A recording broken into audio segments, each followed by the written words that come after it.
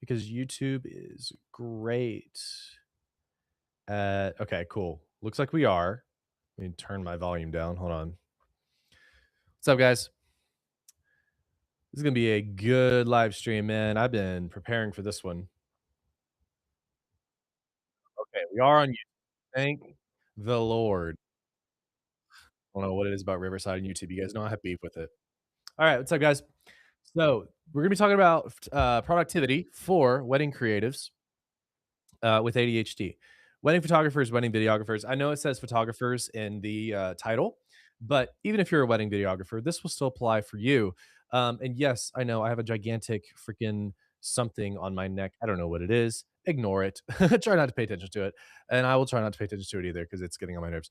It always happens when I shave. It's so weird. But anyway, so we're going to talk about productivity. And I need to get my note up because last week we did this live podcast and I had no preparation. I was just riffing. That is not the case with this one. This one's going to be very well thought out, and it's going to be really, really cool. So, one more thing,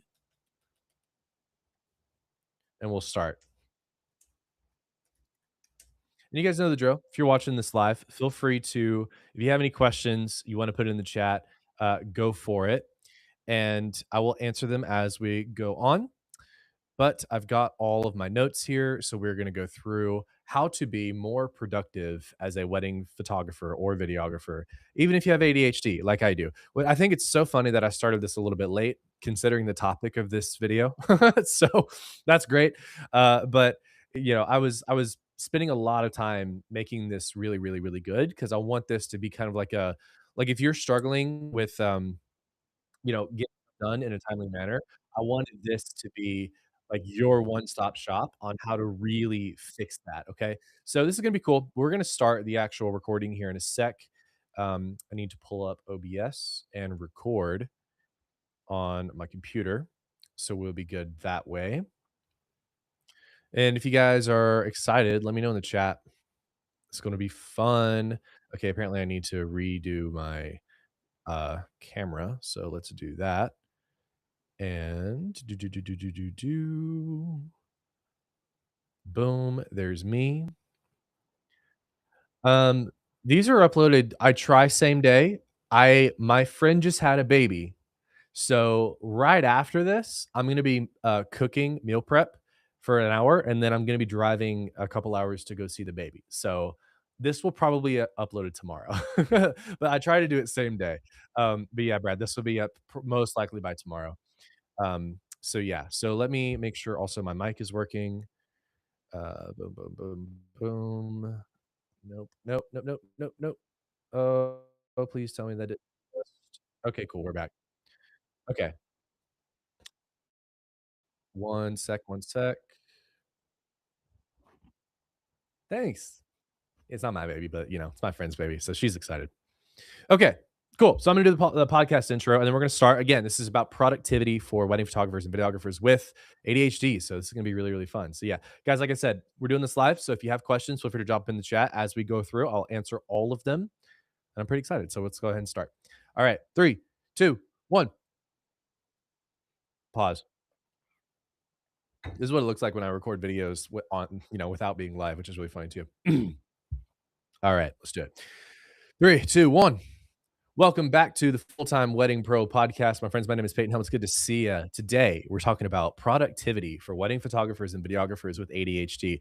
This is something that has plagued me for the entirety of my wedding business. And again, for the past several episodes with the podcast, we have been recording them live. So you guys are going to hear me reference chat.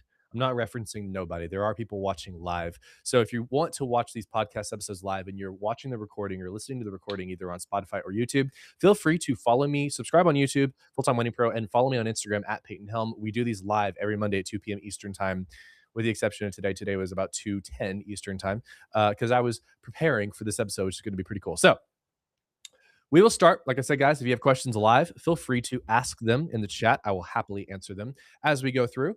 And we're going to go ahead and start. So, productivity for wedding photographers and videographers with ADHD. Okay. Now, this is going to apply to you even if you don't have ADHD. In fact, it will be a little bit easier if you don't have ADHD. Jealous. But I love ADHD, which I know sounds crazy, but I think like my ADHD, and I was diagnosed when I was a teenager, I think. Um, and I'm not medicated, so I'm just gonna throw that out there. I never really wanted to medicate myself. Not that there's anything wrong with that, and not that I necessarily disagree with medication. I'm not a doctor, but I'm not medicated personally, so I have to essentially raw dog it and deal with it myself.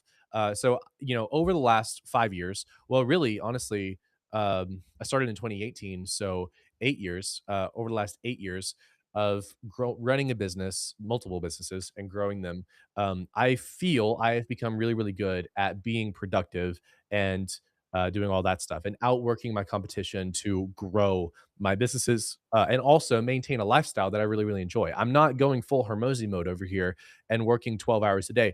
Now, I did when I was single and a little bit younger, but I don't do that now because I have, hobbies and responsibilities, and I'm, married, and I also want to enjoy my life, right? I'm in my late 20s, about to turn 30, and I want to enjoy it, right? So that's what this is going to be about. The goal of this podcast episode and this live stream for you guys, is I want you guys, all of us. The goal here is to get more things done faster without working too much. Okay. Brittany said I was just recently diagnosed with ADHD. Congratulations, Brittany. Welcome to the club. A lot of people think it's a disability. Technically, it is. I think it's an empowerment personally. So we're going to talk about that, right? Because there's a lot of strengths you have as an ADHD neurodivergent person. And I think that's the more acceptable term is neurodivergent because there's thresholds, right? Some people like full on autistic. Some people are like I don't know. I'm not a doctor, right? So we're also going to cover that too. Disclaimer: I'm not a medical professional. Like I am not, and I also want you guys to understand that everything I say is not medical advice. Okay, I'm not a medical professional. Do everything here at your own risk. Also, this is going to be broad strokes. Okay, broad strokes. Please remember that. I got flamed for inserting my opinion on a post a few weeks ago about delivery times, gallery delivery times, and a lot of people were like, well, I'm in this I have 5 kids who have special needs, and I work 3 jobs, and I shoot weddings, I have 100 weddings on the side and 200 family sessions, and this won't apply to me. And I'm like, yeah, no shit. So like, again, broad strokes. Okay, the advice I give you might need to be altered or might completely not apply to your personal situation at all if you are the outlier and you're not like a average person with an average business. Okay, so please just understand that. Like, don't come for me if I tell you guys, oh, if you do this, you might get this result or whatever. Like, everybody's different here. So just please understand, like, as an educator, I have to give broad strokes. So, you know, everybody's different. You all have unique situations. My goal with this is to give you everything that worked for me, and as well as give you guys research that I've done in preparing this, and research I've done over the last several years of doing this, and to apply it to your own situations. Okay. And also, too, I'm not just going to focus on tactics here. Okay. So, like, this is not going to be one of those podcasts. This is going to be a long podcast. Okay. Because I'm not just going to jump on here and tell you guys to fucking time block or whatever and just like, or use this software that I'm affiliated with and then you'll be fixed, because that's not how it works. Like, you guys probably have tried that. That doesn't really work that well. So, that's not what this is going to be about. This is going to be a full lifestyle switch as well as, there's a lot of stuff here. So, let's just go ahead and dive into it. Again, the goal: get more things done faster without working too much. Okay. And I really want to hit this home here. This is not about avoiding burnout. All right. We always like, a lot of people are like, oh, I'm working too much and I'm burned out. This is not about avoiding burnout, because burnout is separate from the time you spend working. Okay. Now, yeah, you can work, 12 to 14 hours a day and then you feel like shit after, but that's not necessarily what I define as burnout. I define burnout as you are sick of doing the work that you're doing, no matter how long you are doing it on a day by day basis. That's what I define as burnout. So if you guys are feeling burnt out, try to define it in your own mind. Are you just overworked and you need to take some steps back and have some hobbies? Okay. Or just take some time off of the screen and off of the business? Or do you hate the business itself? And even if you only work 2 hours a day, would you still hate it? That's different. Like, to me, that's burnout. Okay. So here's what we're going to cover: 4 things. Number one, we're going to cover ADHD symptoms, specifically about ADHD, neurodivergence, whatever. because again, everybody's different here. So, some of you might have these symptoms, some of you might not. Some of you might not know you've got these symptoms, which is going to be pretty interesting to find out that you might through a podcast like this. We're going to cover the ADHD symptoms relating to productivity specifically, not just all of them. Number two, we're going to talk about dopamine and discipline. That's going to be a really, really fun section. Number three, we will talk about tactics. Okay, so we're going to talk about the actual like things you guys can do tactic wise to increase productivity in your business. Again, goal, get more things done faster without working too much. We're going to cover that. Okay, that's all the tactics. Now, and then four, automation and delegation, which I think is very, really, really important as a business owner if you really want to scale. Okay, so again, as we go through, feel free to ask questions. Love to chat with you guys. We're going to start off talking about ADHD symptoms. Okay. So, again, some of you might have these, some of you might not. This is what I've experienced and done research on in my own life as a business owner with ADHD. So, number one, ADHD people and neurodivergent people typically have low attention, excessive caffeine use. Ha, yes. Yeah. I need to drink less than 2 monsters per day. Uh, we're not talking about caffeine a lot, actually. We can, but that was not on my notes here. So, low attention and impulse control. ADHD people struggle, obviously, this is like the most common one, with attention, okay, keeping attention in one place and impulse control. We're gonna tackle the first one, low attention. We will talk about hyper focus. Don't worry, okay? Because I know some of you guys are gonna be like, "Well, I can hyper focus on things." We'll talk about it, okay? But in general, ADHD people have low attention spans. It is hard for us to keep our attention focused on one specific thing for a long amount of time unless we are in our hyper focus mode. And this is only exacerbated by brain rot and social media and scrolling and all that stuff, right? That's why a lot of adults are being diagnosed with ADHD, and it's not like a genetic thing, it's coming from social media use, which is very interesting to do the research on. Anyway, low attention, right? We have low attention spans. We all know this, right? So this is not a groundbreaking thing, but we also have poor impulse control. ADHD people can be very impulsive, and I definitely share that character trait for sure. I can be very impulsive. I'm listen, I sold my car a few weeks ago and I got a different one because I wanted something a little bit cheaper, a little bit smaller, a little bit more rear wheel drive than all wheel drive. And I literally made that decision that day and I went and did it. Like I can be very impulsive, and I know a lot of you guys can probably be very impulsive too. I have a lot of people who join full time Wedding Pro on impulsivity, which is hilarious. But it ends up working out for it well, which is nice. But we can be very impulsive, right? Now, again, you can make that a good thing or you can make that a bad thing. Okay, it's just one of the symptoms. Number two, hyper focus. We have the ability, probably more than the average person, to hyper focus on things that we enjoy or that we find very interesting. Okay, which I think is really, really cool. And that has allowed me personally, I think the hyper focus thing, specifically on the fact that it is something that I enjoy, is what allowed me to build the businesses very, very well and get really, really good at meta ads because I really enjoy building brands and I really, really enjoy marketing. I don't really enjoy content a lot. So this is a stretch for me, but I really enjoy marketing and building businesses and branding and all that fun stuff. So it's very like if I wanted to, or like if I allowed myself to, I could spend 12 hours a day, 5 days a week, or 7 days a week just on business building alone, branding and marketing and all that stuff. Like I love it and I can hyper focus on it. I won't look at my phone for hours. Like I could fully focus on it. And you guys might find that too. If you like something, if you like doing something, you can hyper focus on it.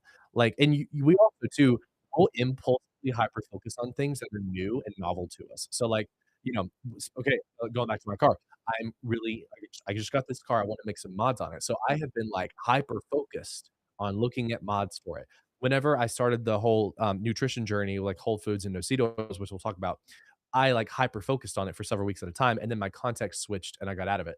So that can be a detriment, but it also can be a benefit if you can balance it out properly. So we're going to use hyper focus to our benefit to be more productive. Okay. Now, here's where this also comes in.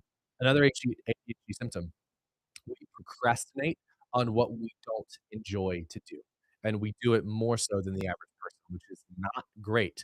AKA, if you don't like editing, like your boy here, we will procrastinate it, okay? And it's really, really rough, right? So, we're gonna talk about that.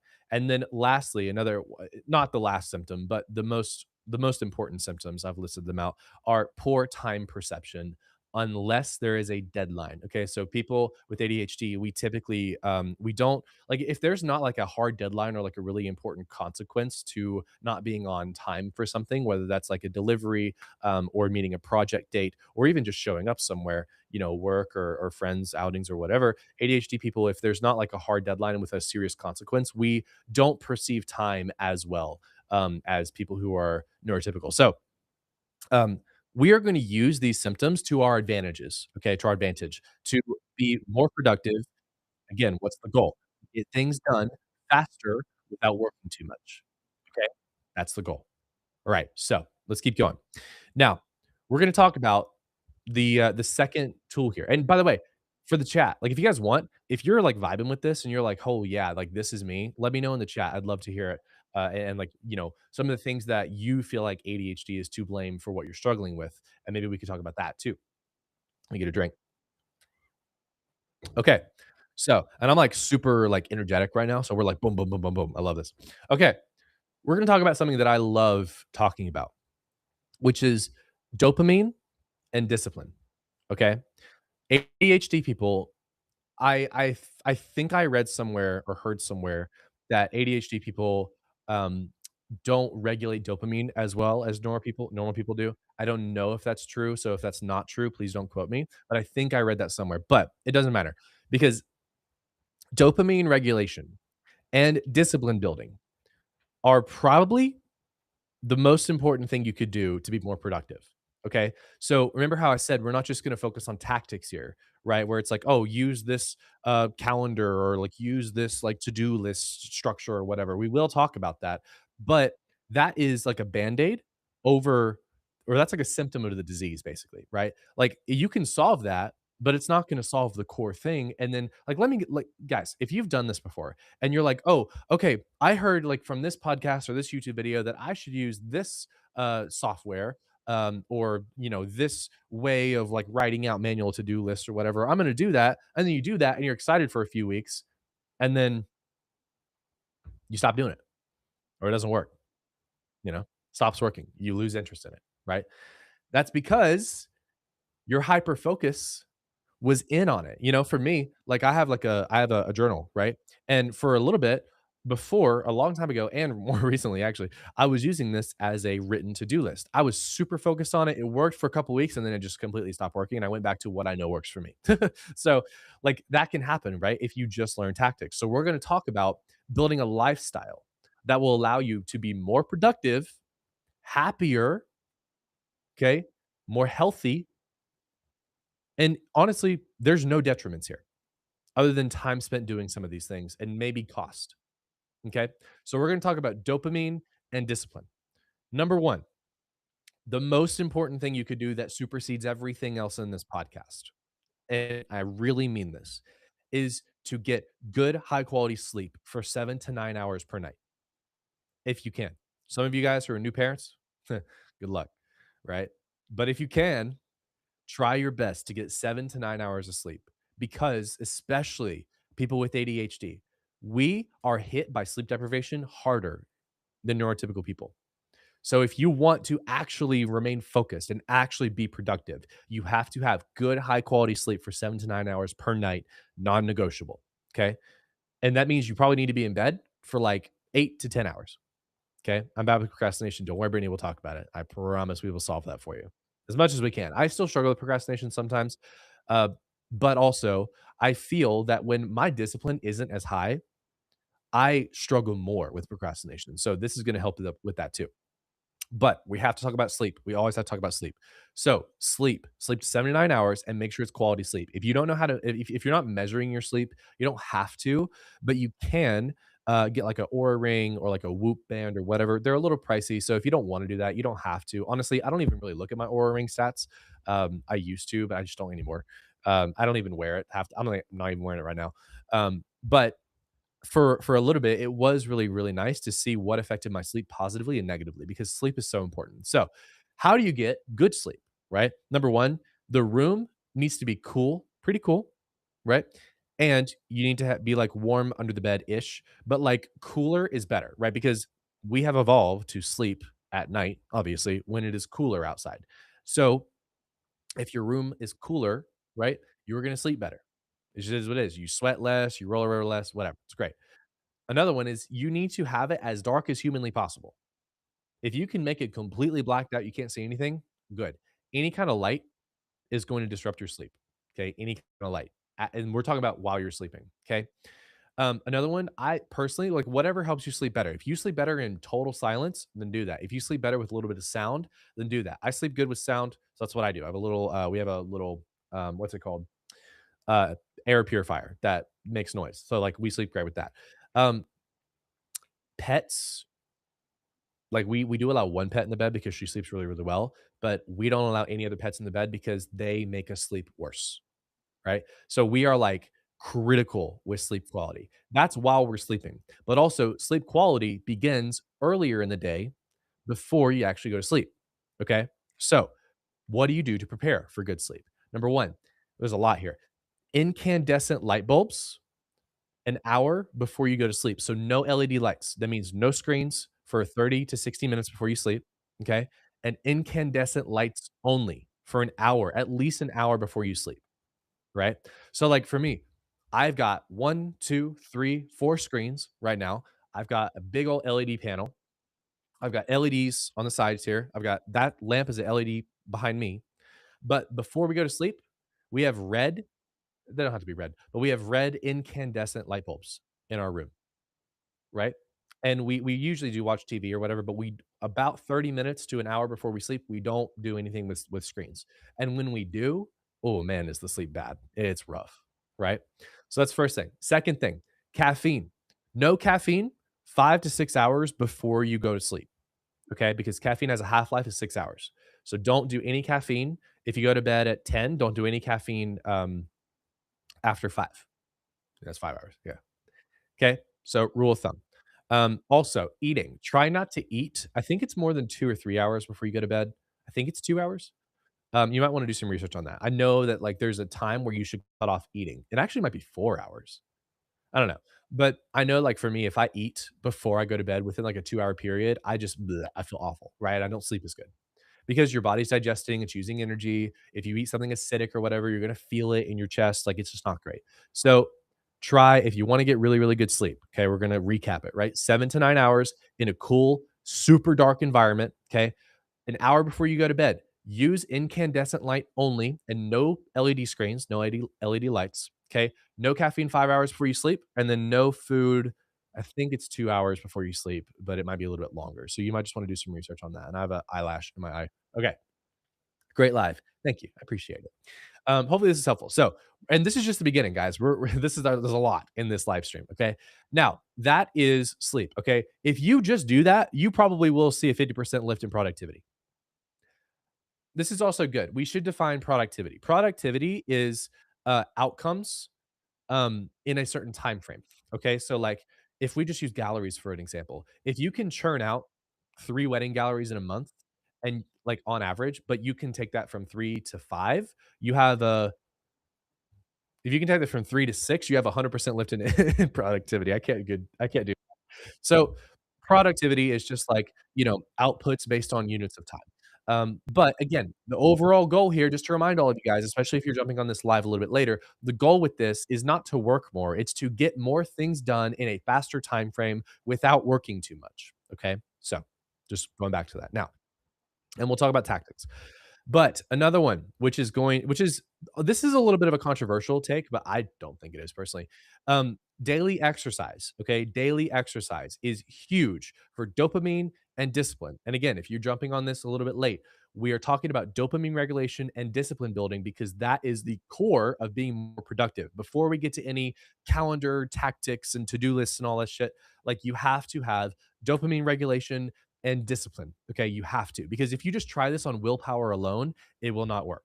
Okay. So, daily exercise. Now, specifically for focus, strength training is actually really, really awesome for focus, but I would also still recommend cardio. So, daily exercise can look like for me Monday, Wednesday, Friday, I'm in the gym.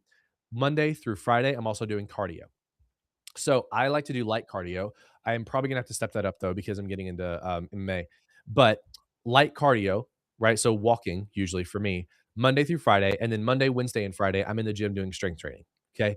That right there, that habit, that discipline, and the dopamine regulation that comes from that has helped me be more productive and more level headed a ton.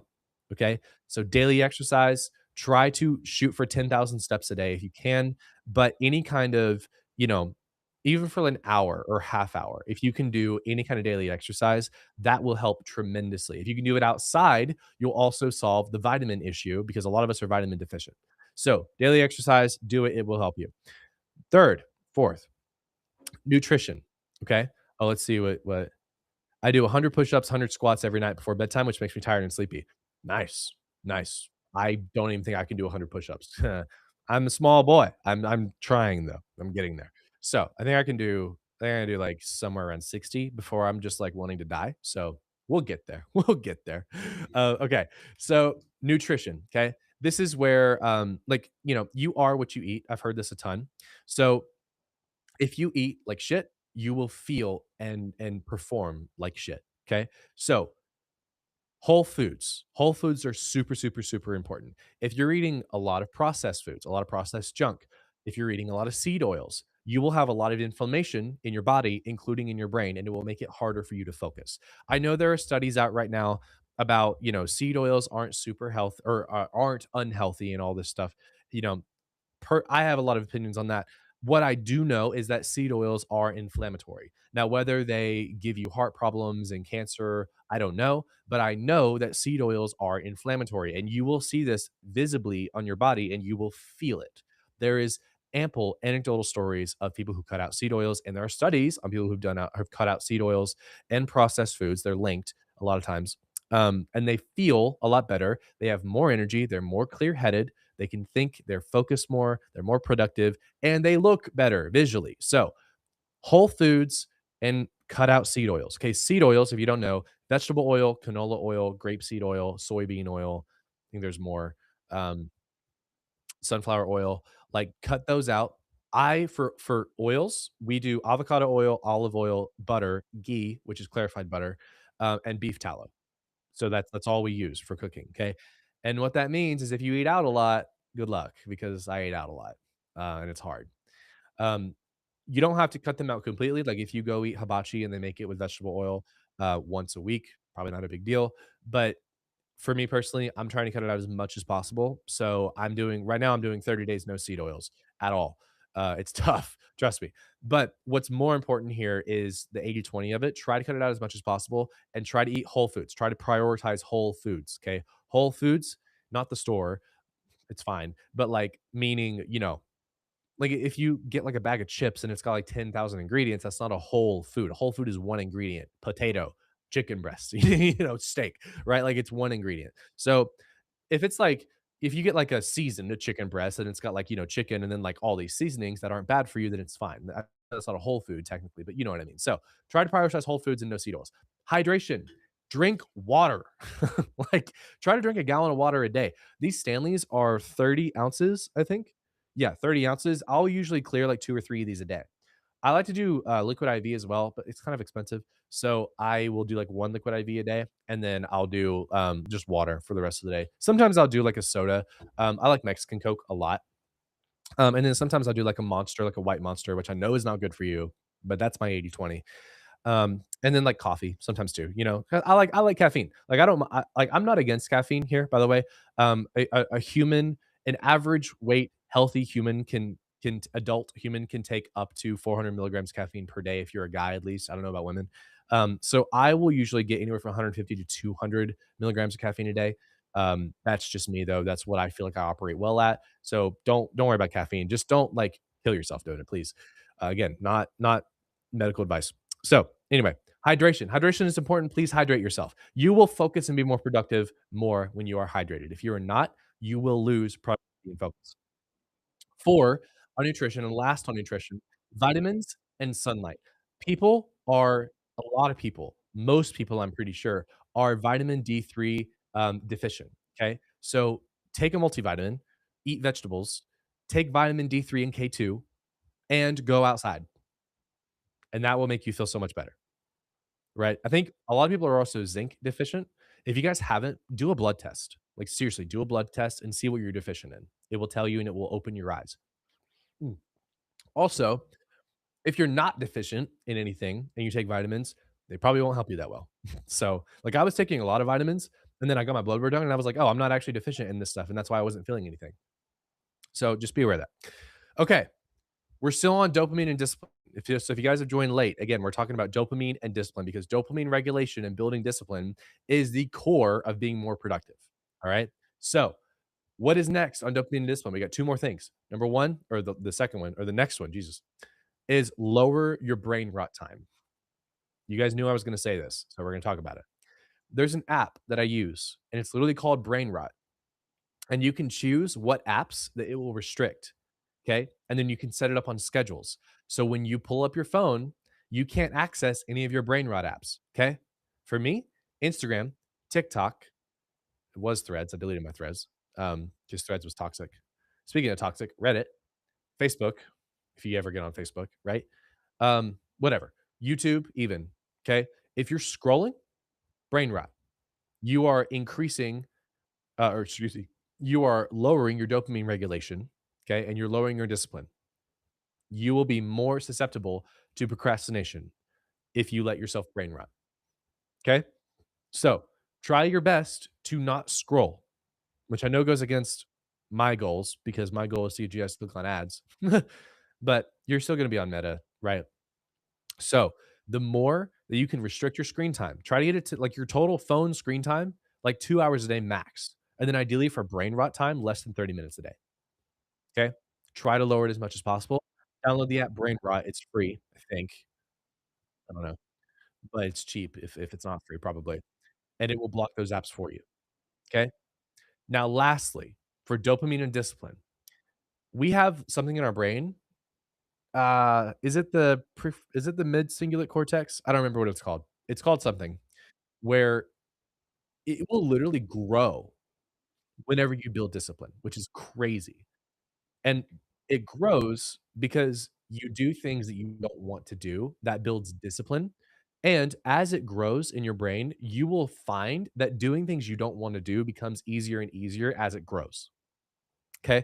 I don't remember what it's called. I think it's called the midcingulate cortex, but I could be wrong. And if I'm wrong, whatever, it's fine.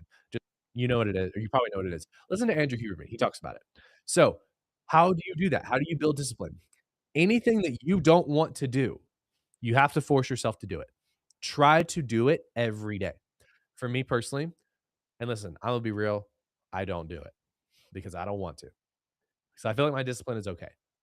But cold showers, yeah, that's just an example. If you don't want to do it, I personally, I don't think it has any health benefits. That's just me. I know that dopamine apparently can increase after a cold shower. I don't know. But for me, I don't want to do it. So if I just force myself to do it, that would grow that part of my brain that makes discipline easier. Okay. So anything you guys don't want to do, if you just force yourself to do it as soon as you can, as soon as you realize you don't want to do it, you will build that muscle. It's literally a muscle in your brain that you build. And as you build it, things that you don't want to do, suddenly you'll start thinking, oh, wow, I'm going to do this. I feel better about doing this. It's easier for me to do it. So it's one of those things where it's like, you don't want to do it. And you're like, oh, I need to figure out a way to make me want to do it more.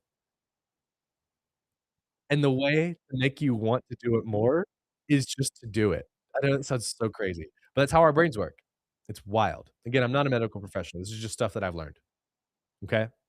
So, anything you don't wanna do, force yourself to do it, and over time, it will become easier and easier. It's crazy. Mm. Alright, that's it about dopamine and discipline building. Again, dopamine regulation and having a high discipline is the backbone of being more productive. Right?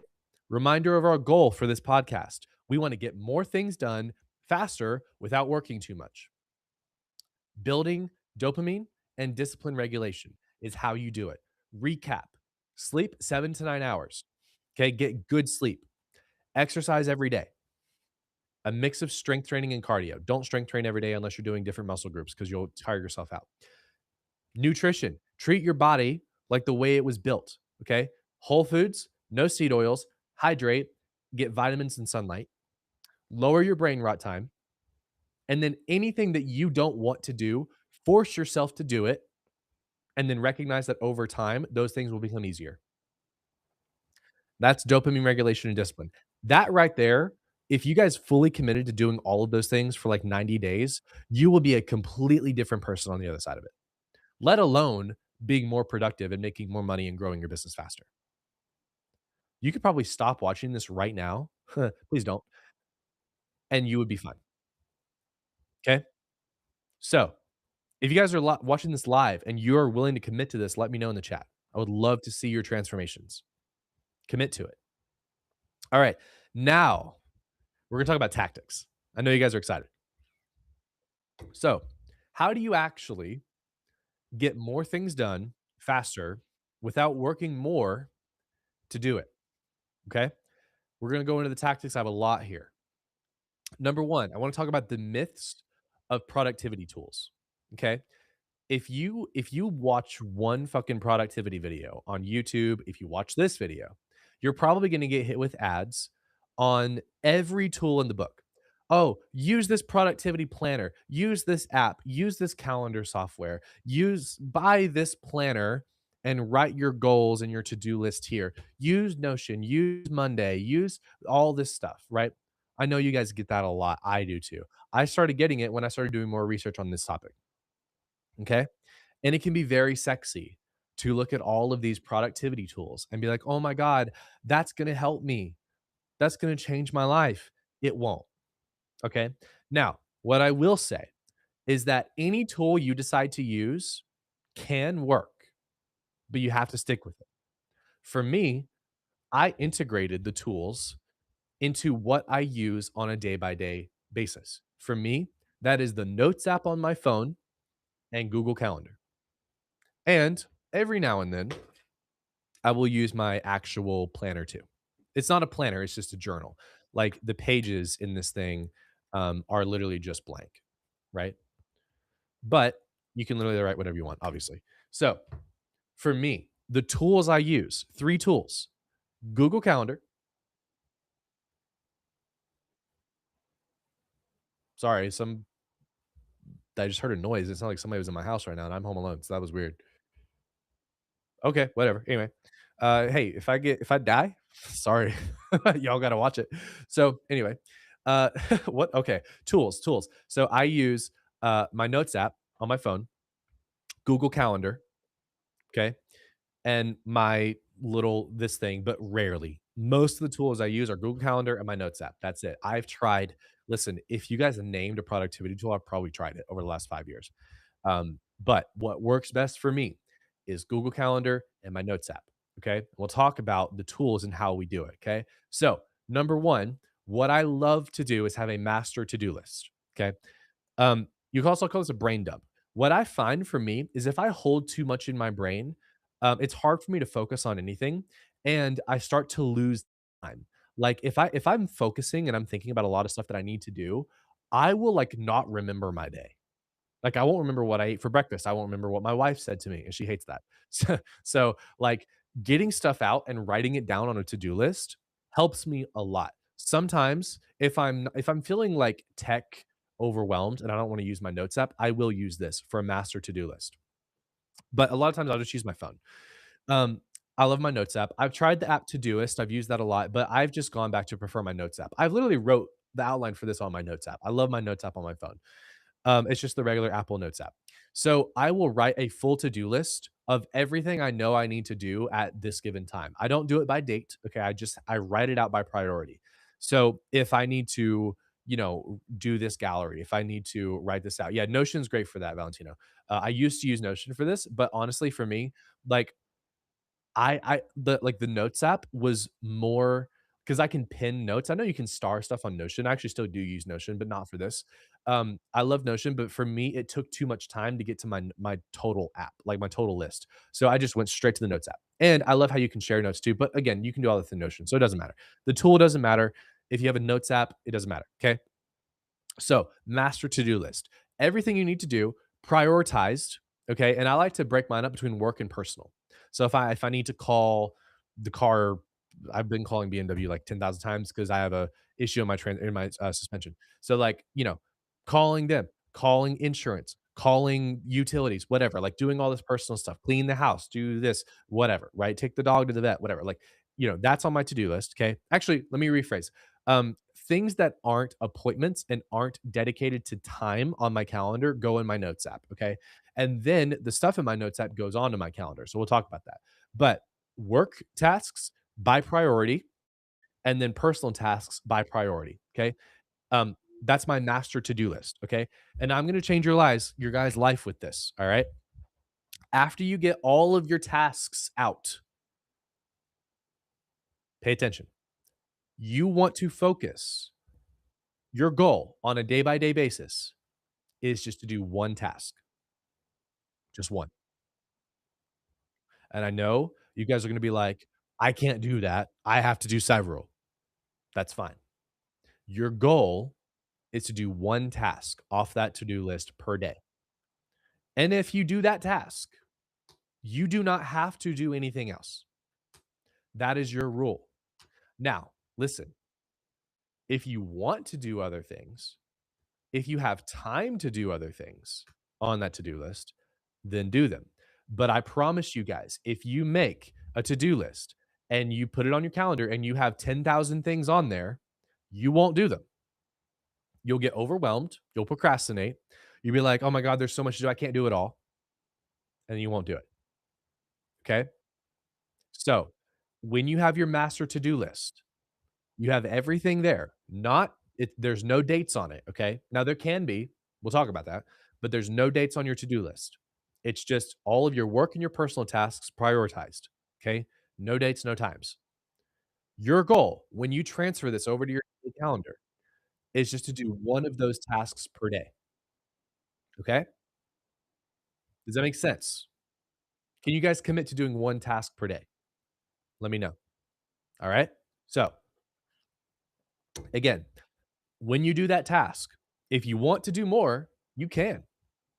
If you don't, then you don't. All right. One task per day. Now, how do we know what day to put that task on? This is called time blocking, by the way. We're talking about time blocking now, which is crucial, right? Because that's how our brains work for ADHD. We have to time block and set deadlines, or else we will not commit. All right. So, how do you know what day to put the task on? You designate certain days on certain categories of tasks, right? Because with ADHD, we struggle with context switches. For example, for me, um, well, let's just give a general example. Okay. If you have to do a lot of contracts work and like systems and automation work and all that stuff, but then you also need to edit, you're combining administrative and creative on the same day. And your brain will not like that and you'll struggle. You might get stuff done, but you will struggle with it. So, Monday through Friday, if you work Saturday, Sundays, cool too. Designate those days to certain categories of work. All right. And this can be however you want it. For me personally, like I used to do Mondays and Fridays, no meetings, just like Mondays was video work only. And then like Fridays was like whatever else, administration work, um, program work, whatever. Right? So you guys could have an editing day or several editing days per week if editing is like your biggest thing you need to do right now. And then you have your editing tasks on those days. And we will talk about how to actually do that. Okay. But it's so important, guys. Try to make each day a certain context. Now, what this doesn't mean is that you have like a workout day and like a business day and then like a free, like what, don't do that. Right. Because for me, I work out every day, try to work out every day eating right, all that stuff. All of, like, the dopamine and discipline things is not like, you don't wanna like, you do that stuff every day, okay? And if you have other things you do every day, then that will stay on your calendar. For example, for me, I respond to my Slack messages in Full Time Wedding Pro for members every day, at least Monday through Friday. So that's my every day. That doesn't change. Meetings. I have meetings to Monday through Friday pretty much, right? That doesn't change. So those consistent things don't change. The tasks change on a day by day. So for me, a task is to make videos, these live streams. Okay. I do these on Mondays. Mondays are my live stream days. If this is the only thing I do today, that's okay. A lot of times it's not. I've done other stuff today. But if this is the only thing I do today, then my day is complete. That's my mindset, right? Because again, one main task per day. And that task should ideally be the most important prioritized task. All right. If you guys are following, let me know in the chat. If you're totally confused, let me know. Right. So whenever I go to my calendar and I start time blocking, my goal is to do this one task. Okay. And I'm not combining contexts on different days. So today I'm filming. Today is not my administration work. Today is not where I go through and do automations. Today's not where I go through and edit a gallery or a video. Today is my filming day. Now, Peyton, what happens if I miss my filming day? What happens if I can't do the tasks and I have to do it on another day? That's part of it because our schedules change. My schedule changes, right? So, what happens? That's why we have a digital calendar because you can just simply switch the days that your contexts happen. So if for example, if you need to edit a gallery today and today's your editing day and it's the only editing day of the week, all the other days or whatever, and then you miss your editing for whatever reason, it's like, oh, I can't edit till next Monday. No, don't do that. Look at your week and say, okay, what day can I switch the context? Oh, cool. I have time on Friday. Friday is now my editing day this week. And then you go back to Monday next week. You have to adapt. Okay. So if you miss a task and you try to do it on like a certain day's context, just switch the day. It's not a big deal. Okay. That's part of it. That's where this gets a little messy. That's just life, you know? So let's talk about actually putting the things on your calendar, which is using time blocking and deadlines. Remember what I talked about in the very beginning of this podcast episode. If you're watching the replay, you know, if you guys have joined live, okay, one of the symptoms of ADHD is that we have very bad time perception and very bad procrastination unless there's a deadline, especially on things we don't want to do. So, time blocking, putting things on your calendar will help with that. For example, for me, I hate making YouTube videos. I can't stand it. Pre-recorded YouTube videos, it's one of my I can't stand it, right? I hate making these podcast episodes, but I hate making them pre-recorded. I don't like having to go in and like do this intro and like talk to the camera and not speak to anybody. But I realized for me, two things. One, if I have public accountability, I will do things. And two, I enjoy speaking to people live. When you guys comment things on the live chat, I love talking to you guys. Okay. So what I said was like, okay, my business, Full Time Wedding Pro, needs content. It needs organic content. I need to make it. So how can I make it in a way that will achieve the goal and the business, but do it in a way where I have public accountability, a deadline, and it's something that I like? For me, that was doing weekly live streams. Weekly live streams, Mondays, 2 p.m. Eastern. I don't have to edit. I speak. I have a little notes app. I talk to you guys on live and I post it. That works for me. When I was editing a lot, we will talk about automation and delegation. Okay. So don't worry. But when I was editing a lot, what worked what worked really well for me was editing in a place that wasn't my house because I focused more and I enjoyed it. So I would go to a cafe or I would go outside somewhere and I would edit and I would find that I was very focused. I'm the same way with the gym, by the way. I bought a tonal, which is like a home gym thing. And what I found was working out at home, I didn't push myself as hard. When I got back in the gym, I started growing like crazy. So that's one thing. But let's get back to deadlines and time blocking. Okay. When I have to do something, like for example, I called BMW this morning because I needed to schedule to take my car in. That's been on my mind for like a week. And I was like, ah, shit, I just need to put it on my calendar. I put it on my calendar from 10:30 to 11. And guess what, guys? I called them at 10:30. I think it was like 10:35. I called them and I made the appointment. And now the appointment is on my calendar a week from now. Magic, right? If you guys procrastinate things, put it on your calendar. Now, how do you put it on your calendar? That's a good question. You need to figure out, and listen to me, okay? You need to figure out the least amount of time it will take you to do something and then put it on your calendar and commit to it. Okay. Let's talk about editing for a second, editing a gallery. What you don't want to do is block out a 6 hour time slot on your calendar and then just say editing. Don't do that because you know what'll happen? You'll start that 6 hour time block, you'll start editing, or you'll procrastinate because you'll be late. And then you'll get busy doing something else. Something else will pop up. Oh, yeah, I got to respond to this client. Oh, wow, this YouTube video is cool. I want to listen to this while I work. Oh, the kids, I got to drop the kids up, whatever. You'll get jumbled.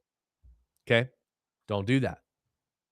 Editing is not one task, editing is multiple tasks, right? For example, I need to transfer my footage. That's one task. Second task, I need to upload my footage as a backup. That's a second task. I need to call my photos. That's a third task. I need to then apply my presets and edit the color and the lighting of my photos. That's a fourth task. And then for me, a fifth task was going back through and creating black and whites. Some of you could do that during your Lightroom and your after shoot editing, right? Those are all individual tasks. Those can be on one day or multiple days, but they need to be on your calendar, task specific, okay, and time blocked. If you know that it only takes you 15 minutes to transfer footage to your computer and upload it, then that's one task. If you know it takes you 30 minutes to have after shoot call for you or call manually if you want, and then go through the results, or it takes an hour. I think for me, it took 30 minutes. Put that on your calendar. Okay. The reason why we do this is we are very good at accomplishing tasks and accomplishing work in constrained time frames, okay, when we have full focus.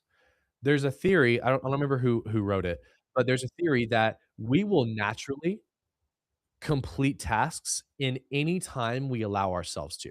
So if we allow ourselves 6 hours to do one gallery, we'll take 6 hours to do a gallery. But if we allow ourselves 10 minutes to transfer it, 30 minutes to cull it, an hour and a half to edit it, okay? We can get a full gallery done in 2 hours. Prove me wrong. Now, again, that might be different for you because the length of your editing, how involved you are with editing might be different. But try to estimate, or if you have the actual data, then that's even better. Try to estimate how long it takes you to do a task and then try to squeeze it. And you might find you will get more done in that time frame. But you have to put it on your calendar task by task by task. Okay? Also, on your calendar, personally, I put in when I wake up, my morning routine, when I go to the gym, when I eat, and my cutoff. I have that in my calendar every day, right? What's up, Austin? When I'm recording and editing a walkthrough for Tutorial Editor, I'm locked in. Sometimes I pretend I'm making a virtual tutorial when I edit and record it anyways. External accountability. I'm also going to talk about that, Austin. I love that, right? External accountability.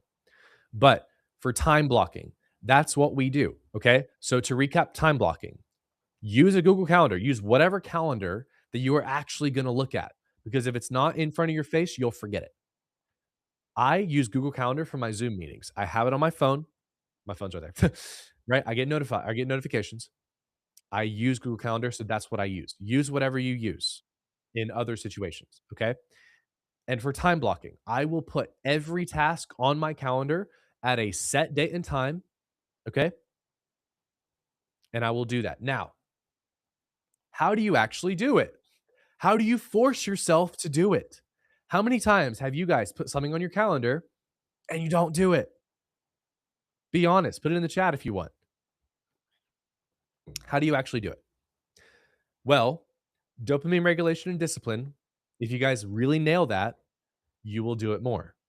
Okay. You will find yourself doing those things with relative ease. But let's say that's still not enough.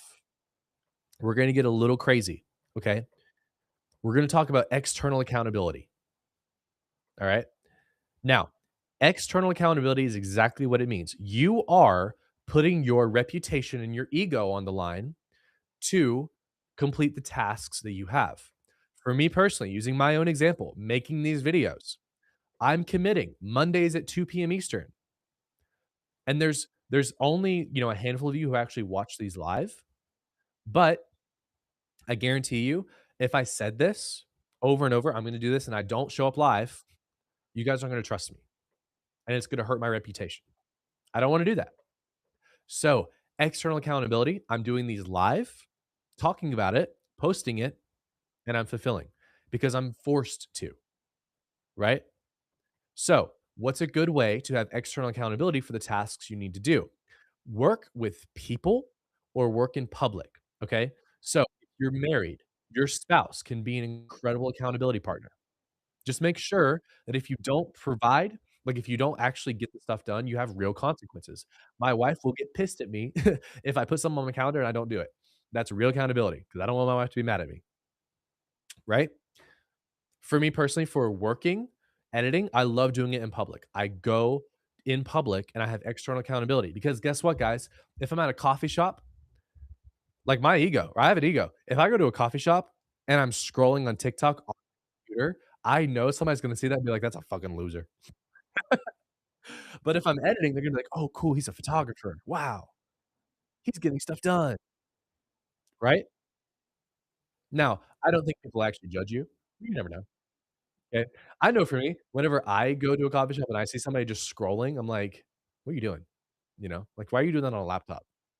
But I'm a little judgmental, so, that's just me, okay? But external accountability. You can also get a group of friends together, 'kay, and get on Zoom with them and have co-working sessions virtually once or several times a week where you all work together and you keep each other accountable. Please do that. That's so great. I've even thought about doing that for full-time Wedding Pro members. So if you guys remember the program and you want me to do that, let's do it. I'll set it up. Okay. Now, so Austin had a really, really good example here, right? When recording and editing a walkthrough or tutorial for our editor, I'm locked in. So what he does is he will pretend that he's making a tutorial when he edits his films and he'll record it in OBS. I do the same thing. Whenever I'm like and I don't do it all the time, but when I'm finding it really, like, hard, because 'cause I'm an educator, so I love recording what I'm doing and talking through it. But another way, which I had this idea and I literally wrote in parentheses "insane" next to it on my notes. You guys, like, know, like, Blink cameras and, like, Ring camera like, Blink cameras, like, the indoor little security cameras that are, like, 20 bucks? Put one in your office and make sure it's armed on motion and point it at your desk. And then if you want to, give, like, your spouse access to it or, like, yourself if you don't wanna do that, whatever. Guys, listen, I did this. I don't do this now because we moved, but in my old house, we did this, and I was crazy productive because I knew somebody was always watching. Whether that and my wife literally, like, never watched it, at least I don't think she did, but, like, I knew that I was being recorded, so I was productive. Because, like, I'm a business owner. So, like, if I have a Blink camera facing my computer and then, like, my wife or, like, whatever, a friend of mine, God forbid, because I gave him access, because like, accountability partner, whoever, my accountability partner looked at it and I'm sitting here scrolling reels on Instagram, they're gonna be like, "Get your shit together." Okay. My whole mindset around this idea was you want to work for the future version of you. Okay. I'm 29 years old. Yeah, see, I love it. I think it's great. I do think it's a little insane, but I like it. I think it's like a good insane, just like security and privacy. don't like if it's gonna be in a situation where you're, like, not wearing clothes or something, just understand that, like, Blink cameras can be hacked fairly easily. That's, like, the biggest downfall of them. So, like, don't put it somewhere where you're not gonna be dressed. Like, just protect yourself. But that's besides the point. So, um, security purposes aside, it's really, really good idea. But my whole mindset around it was, like, I'm working for the 40-year-old version of me.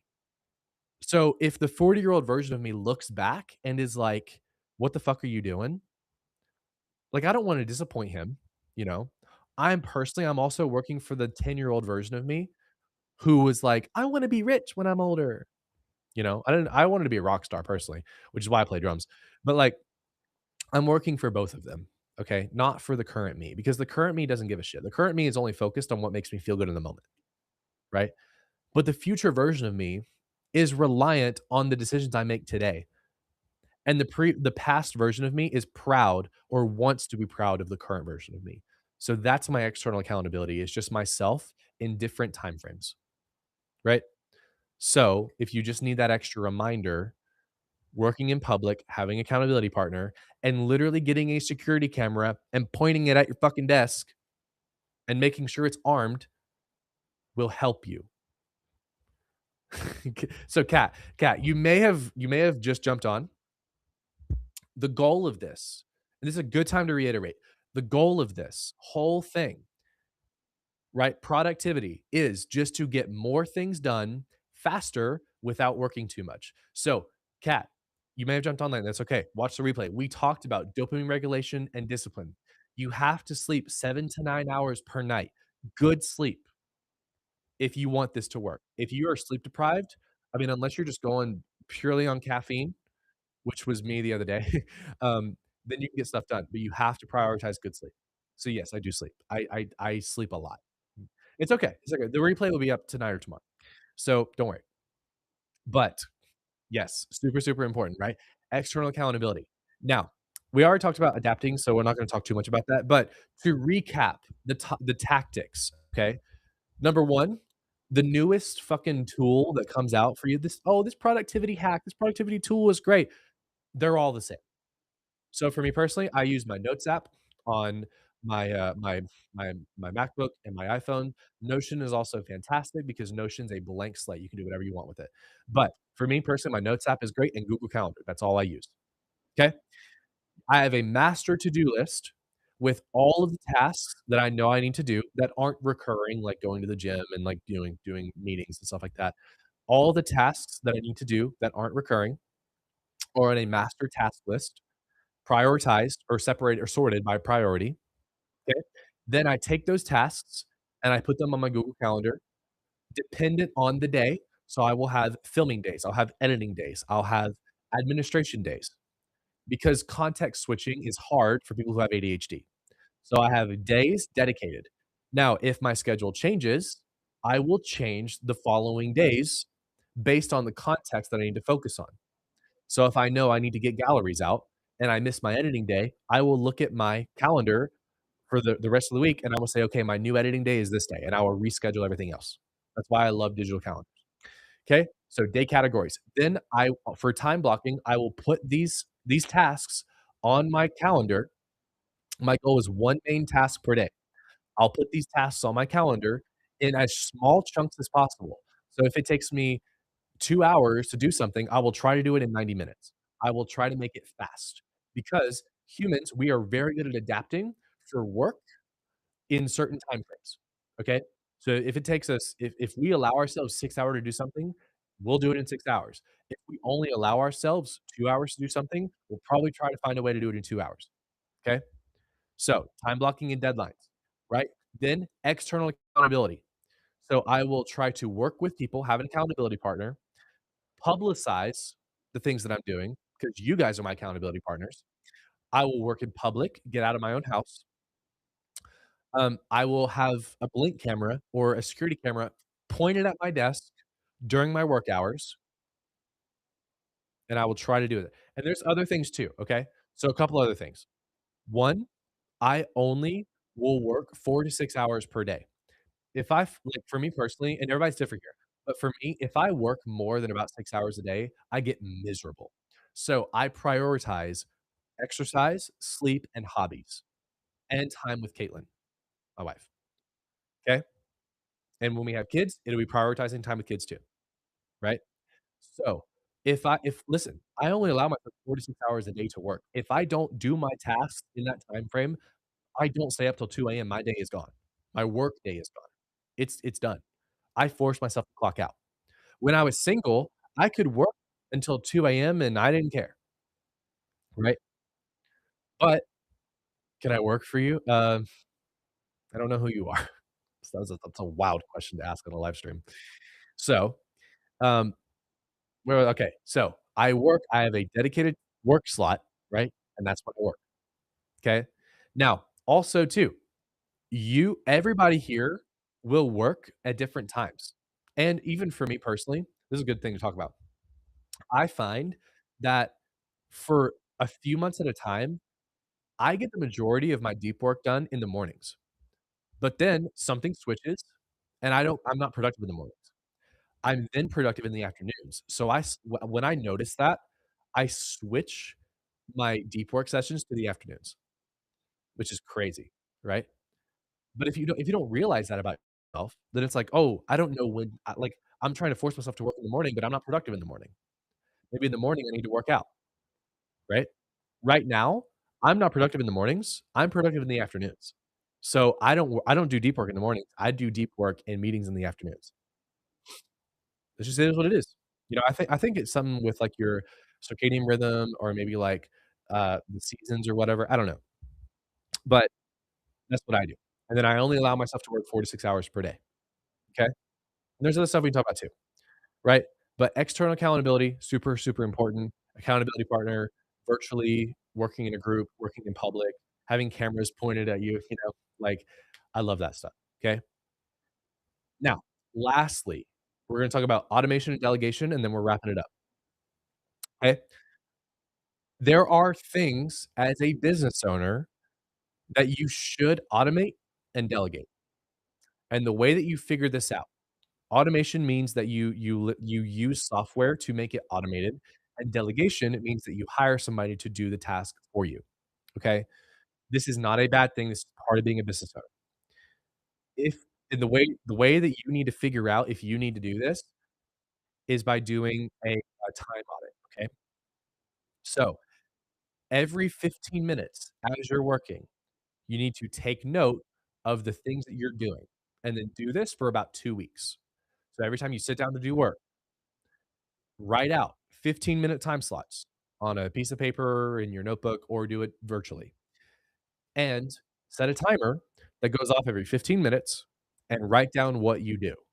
Now, if that's too quick for your tasks, then do 30 minutes, okay? But 15 to 30 minutes, write down everything you do during a workday for 2 weeks, and then what you wanna do is take tasks and sort them by income generating activities, all right?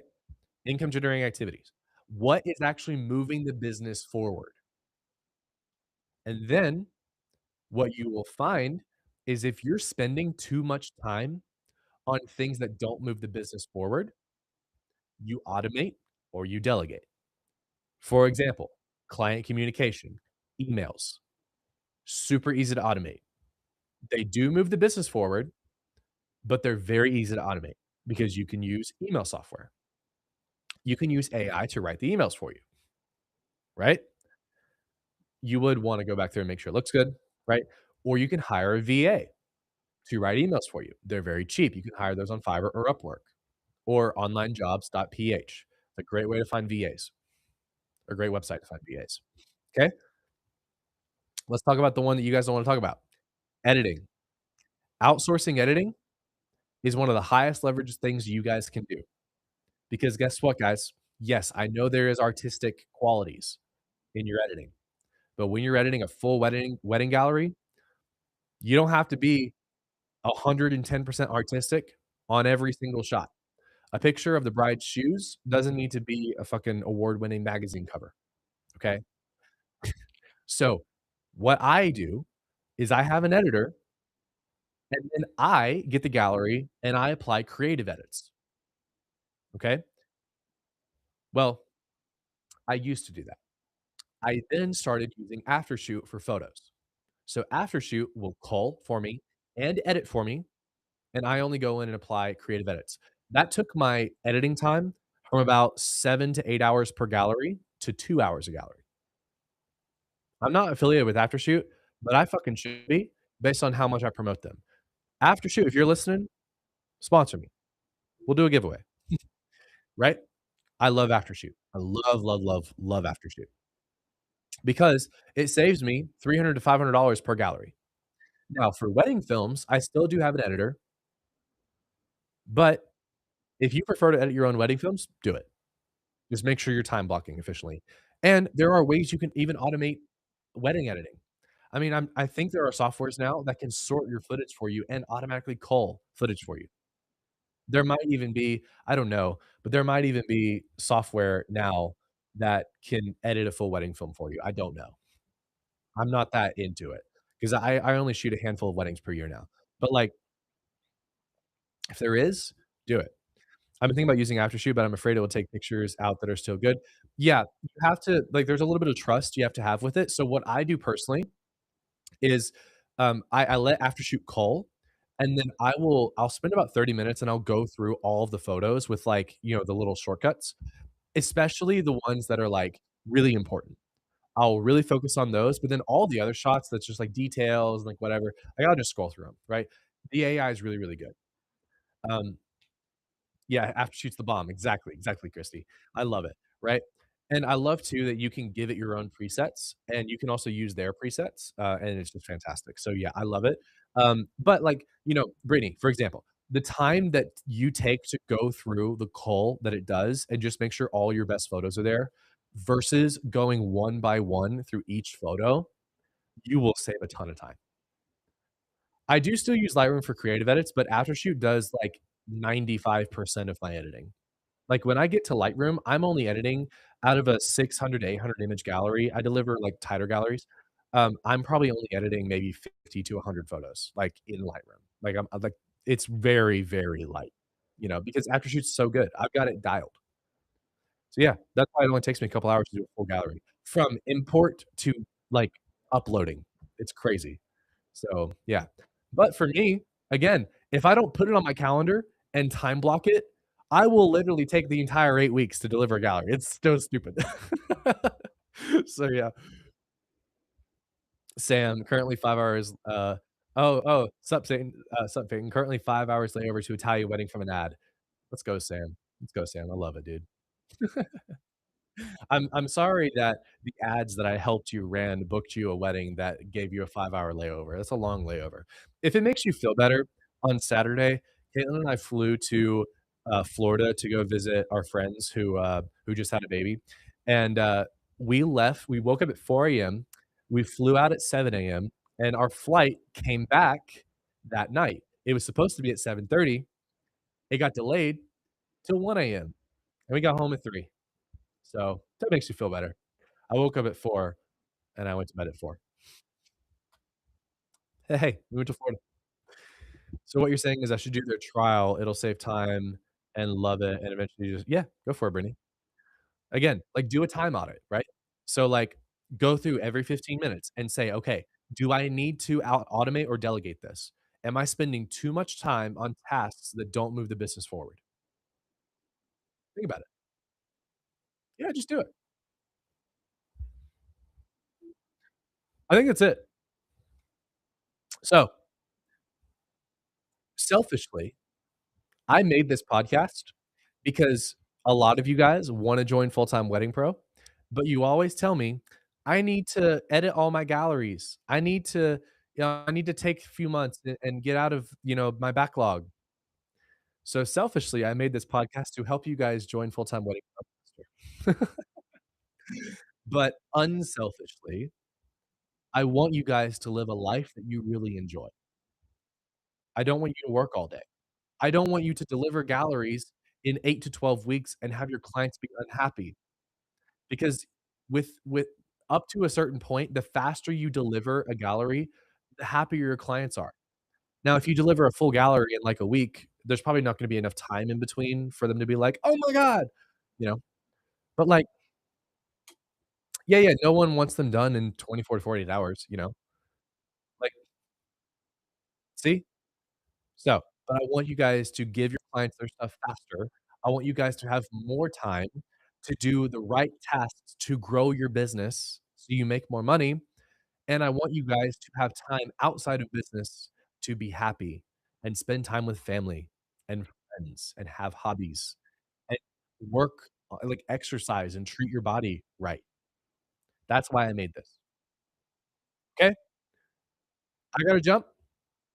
If you guys want to join Full-Time Wedding Pro and learn how to run ads to book weddings, go to fulltimeweddingpro.com or go to the link in my Instagram bio or DM me and we'll chat. I have to do my pitch. You guys know it. And if you want more podcast episodes like this, follow me on Instagram at Peyton Helm. Subscribe to the podcast on Spotify or YouTube. And yeah, like I said, if you want to run ads to book weddings, I'm the guy for it. We have the best program in the wedding industry. I can say that with pure humility or humbleness and not arrogance because it's true. And for you guys listening to the podcast on the recording, I'm gonna go ahead and cut it, and then I'm gonna answer a few more questions live, so don't jump if you're watching this live. My friends who are watching the recording, love your faces. I'll see you in the next podcast episode. Bye-bye. All right, podcast is done. Any questions you guys got? I've got a few minutes, and we'll answer them on YouTube or Instagram, either one. Hopefully, this was helpful. I feel like it was helpful. Like, honestly, I could probably do a better job at following a lot of stuff that I talk about because I'm not perfect. I still procrastinate things from time to time. All right. Any questions before we jump? I know we're on a little bit of a delay on Instagram, so it's okay. I'll wait. But, YouTube too. How much faster is Aftershoot than Lightroom? Well, Aftershoot can, like, apply your presets and your editing style to your entire gallery, and it will do other things like cropping and editing the lighting and stuff. You know how in Lightroom, if you just paste a preset, then, like, you still have to go through and change all the lighting? Yeah, Aftershoot, you don't have to do that. Oh, you mean Lightroom is slow. Yeah, yeah, yeah, like, Aftershoot, like, the actual speed of the software is really, really nice. So, like, I can fly through a gallery just like boom, boom, boom, boom, boom, boom, boom, and, like, it's great because it builds, it doesn't, like I don't know how it works. I have no clue. I'm not even gonna try to explain it.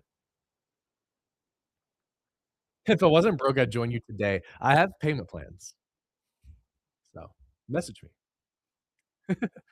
I it's funny that I've sold you today because I wasn't even really talking about ads today, but hey, I'm glad this helped you, like, enough to for you to join Full-Time Money Pro, so, yeah, I have payment plans, let me know, you know? No, no, again, if you don't have money for ads, don't. Like, you have to have money for ads, um, but, like, at least $700 for ads, like, minimum, so, yeah, if you don't even have that, don't. Just wait, do organic content, you'll be right. It's amazing. I think I'll start their free trial, see how I like it. I really want to photograph more weddings. There you go. Yeah, like, if the only thing holding you back from photographing more weddings is editing, then the editing itself is preventing your business from growing, and that's not good, right? You have to be able to balance income coming in and client success. If those are out of balance, your business will die. Austin said, "Appreciate the vid, gonna try some stuff from today. It's nice knowing others fight the motivation." Yeah, yeah, yeah. So, Austin, I don't even care about motivation. I'm not motivated at all to do any of this.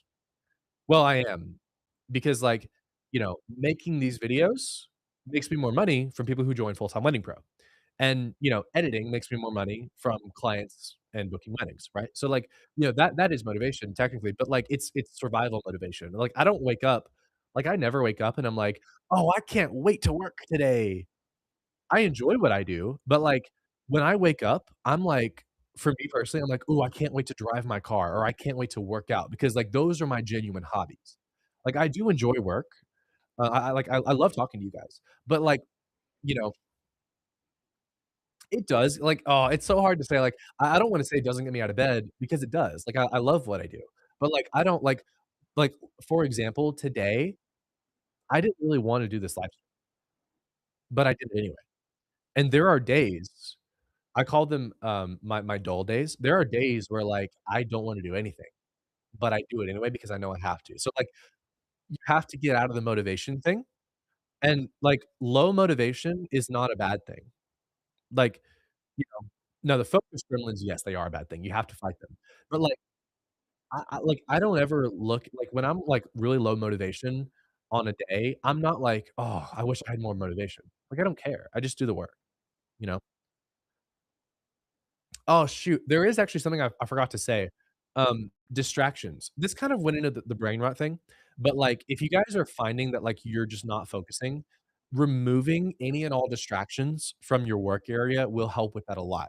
So, like, if you need to, lock your phone in, like, a drawer and, like, give the key to your accountability partner, or, like, I don't know, go work at a coffee shop and, like, not sit on your phone, leave your phone in the car, right? There's so many things that, like, help with, like, distractions. I should have talked about it. I just kinda forgot, honestly, because I don't really like, me personally, I'm good with not trying to get too distracted. Um, in fact, I like getting distracted sometimes, but I always rebound. So, I don't know. I'm different, but, like, if you guys find that, like, you're really bad about getting distracted, then you have to try to find a way to limit the distractions. So, Brittany said, "Thank you. I would definitely help me so much." Yeah, I think it will, Brittany. You should do it. Cool. Alright, guys, I'm gonna jump. I have to make some food, and then I'm gonna go, see a newborn baby that my friend just had. So, yeah, love your faces. I'll see you next Monday. Adios. Alright, let's go ahead and stop.